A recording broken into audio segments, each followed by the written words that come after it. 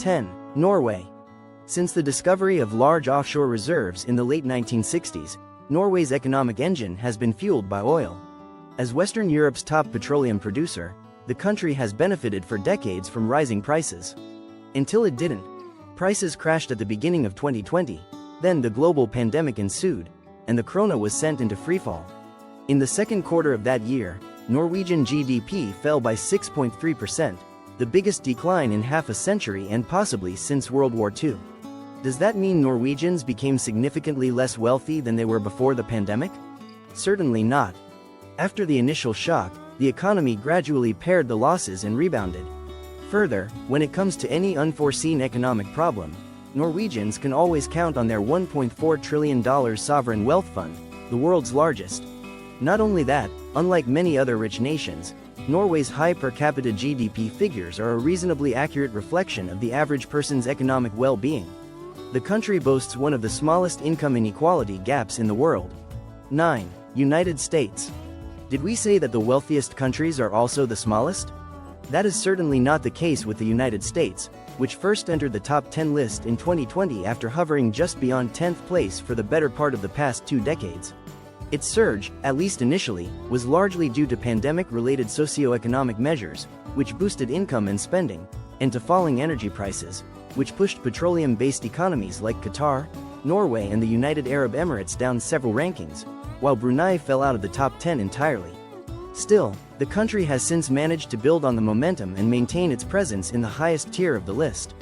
Not only did the US have its shortest recession on record in early 2020, lasting only 2 months, but its economy is now booming. In April, the IMF upgraded its 2024 projections for US economic growth to 2.7%, plus 0.6% higher than it forecasted just a few months earlier, but the performance of the United States, according to the fund, will be this year a major driver of global growth. 8.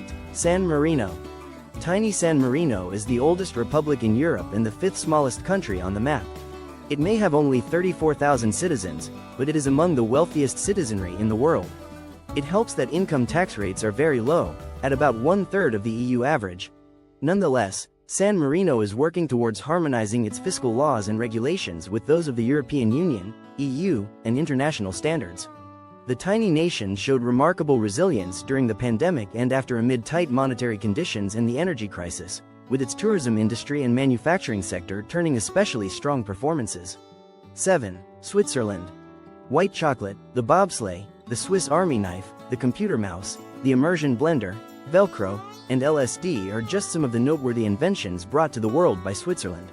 This country of about 8.8 million people owes much of its wealth to banking and insurance services, to tourism, and to the export of pharmaceutical products, gems, precious metals, precision instruments, think watches, and machinery, medical apparatuses and computers.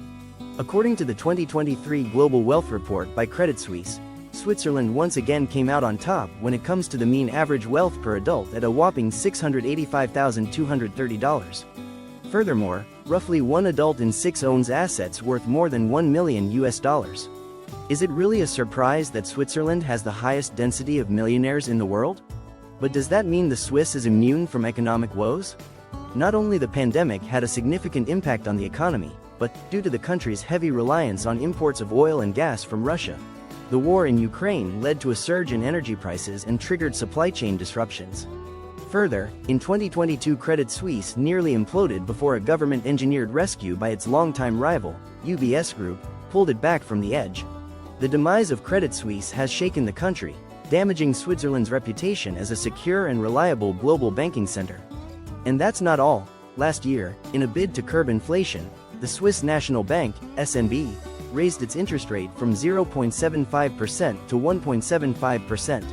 Such a move had its consequences, including a surge in investment costs and a slowdown in economic growth. This, while the country was already experiencing a slump in exports, particularly to Germany, Switzerland's second trading partner after the US, currently facing its own set of economic challenges. 6. United Arab Emirates.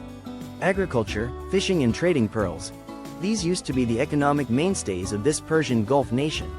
Then oil was discovered in the 1950s and everything changed. Today, the United Arab Emirates' highly cosmopolitan population enjoys considerable wealth. Traditional Islamic architecture mixes with glitzy shopping centers, and workers come from all over the world lured by tax-free salaries and year-round sunshine. Only about 20% of the people living in the country are actually locally born. The UAE's economy is also becoming increasingly diversified. Outside of the traditionally dominant hydrocarbon sector, tourism, construction, trade and finance are major industries. This is not to say that the UAE was not impacted by the pandemic and the concomitant fall of oil prices, quite the contrary.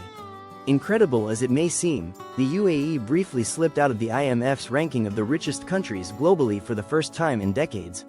Yet fossil fuels have not gone out of fashion.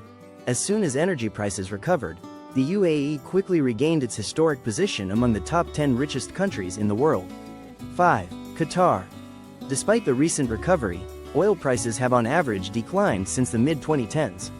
In 2014, the per capita GDP of a Qatari citizen was over $143,222. 1 year later, it plunged significantly and remained below the $100,000 mark for the next 5 years. However, that figure has gradually grown, increasing by about $10,000 each year. Still, Qatar's oil, gas and petrochemical reserves are so large and its population so small, just 3 million, that this marvel of ultra-modern architecture, luxury shopping malls and fine cuisine has managed to stay atop the list of the world's richest nations for 20 years. No rich country, however, is without its problems. With only about 12% of the country's residents being Qatari nationals, the initial months of the pandemic saw COVID-19 spreading rapidly among low-income migrant workers living in crowded quarters, triggering one of the highest rates of positive cases in the region. Then, falling energy prices meant falling government and private sector revenues. An export-oriented economy, Qatar also suffered from the disruption in global trade caused by the war in Ukraine. Later on, the conflict in Gaza sparked renewed fears and uncertainty across the Middle East. Still, until now, the economy has proven to be sufficiently resilient. It is projected to grow by around 2% in 2024 and 2025. 4. Singapore. With assets of about $16 billion, the richest person living in Singapore is an American, Eduardo Saverin, the co-founder of Facebook, who in 2011 left the US with 53 million shares of the company and became a permanent resident of the island nation. Like many other fellow millionaires and billionaires, Saverin did not choose it just for its urban attractions or natural gateways. Singapore is an affluent fiscal haven where capital gains and dividends are tax-free. But how did Singapore manage to attract so many high net worth individuals? When the city-state became independent in 1965, 1/2 of its population was illiterate. With virtually no natural resources, Singapore pulled itself up by its bootstraps through hard work and smart policy, becoming one of the most business-friendly places in the world. Today, Singapore is a thriving trade, manufacturing and financial hub, and 98% of the adult population is now literate. Unfortunately, that did not make it immune from the pandemic-driven global economic downturn. In 2020, the economy shrank by 3.9%, knocking the nation into recession for the first time in more than a decade. In 2021, Singapore's economy bounced back with an 8.8% growth, but then the slowdown in China, a top trading partner, derailed the recovery. China's economic problems hit Singapore's manufacturing sector, which makes up roughly 20% of Singapore's total GDP, particularly hard. The economy expanded by just 1% in 2023, and is not projected to grow much further than 2% in 2024 and 2025. 3. Ireland. A nation of about 5.3 million inhabitants, the Republic of Ireland was one of the hardest hit by the 2008-9 financial crisis. Following politically difficult reform measures like deep cuts to public sector wages and restructuring its banking industry, the island nation regained its fiscal health, boosted its employment rates and saw its per capita GDP grow exponentially. However, context is important.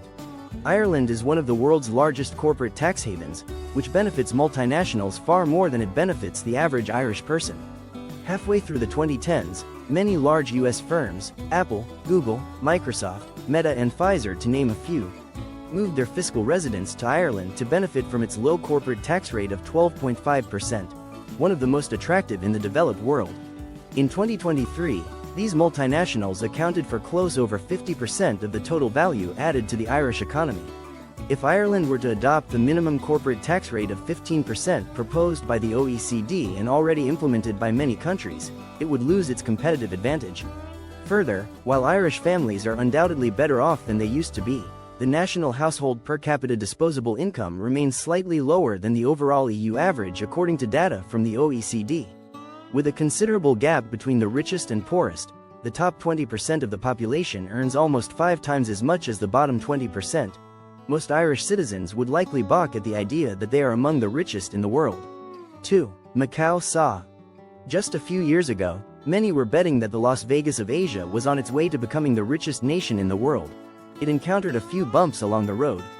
Formerly a colony of the Portuguese Empire, the gaming industry was liberalized in 2001. This special administrative region of the People's Republic of China has seen its wealth growing at an astounding pace.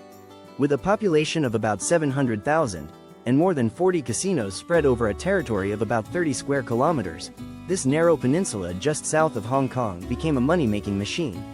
That, at least, was until the machine started losing money rather than making it. When COVID struck, global traveling came to a halt, and for a while Macau even slipped out of the 10 richest nations ranking. Since then, Macau has returned to businesses, and then some. Its per capita purchasing power was about $125,000 in 2019, it is even higher today. 1. Luxembourg. You can visit Luxembourg for its castles and beautiful countryside, its cultural festivals or gastronomic specialties. Or you could just set up an offshore account through one of its banks and never set foot in the country again. Doing so would be a pity. Situated at the very heart of Europe, this nation of close to 670,000 has plenty to offer, both to tourists and citizens. Luxembourg uses a large share of its wealth to deliver better housing, healthcare and education to its people, who by far enjoy the highest standard of living in the Eurozone. While the global financial crisis and pressure from the EU and OECD to reduce banking secrecy may have had little impact on Luxembourg's economy, the coronavirus outbreak forced many businesses to close and cost workers their jobs. Yet, the country has weathered the pandemic better than most of its European neighbors. Its economy rebounded from 0.9% growth in 2020 to over 7% growth in 2021. Unfortunately, due to high interest rates, the war in Ukraine, and a broader deterioration of the economic conditions in the Eurozone, that rebound did not last long. The economy grew by just 1.3% in 2022 and even contracted by 1% in 2023. Although it is projected to grow by 1.2% this year. Still, weak economic growth may not be worth complaining when your living standards are this high. Luxembourg topped the $100,000 mark in per capita GDP in 2014 and has never looked back ever since.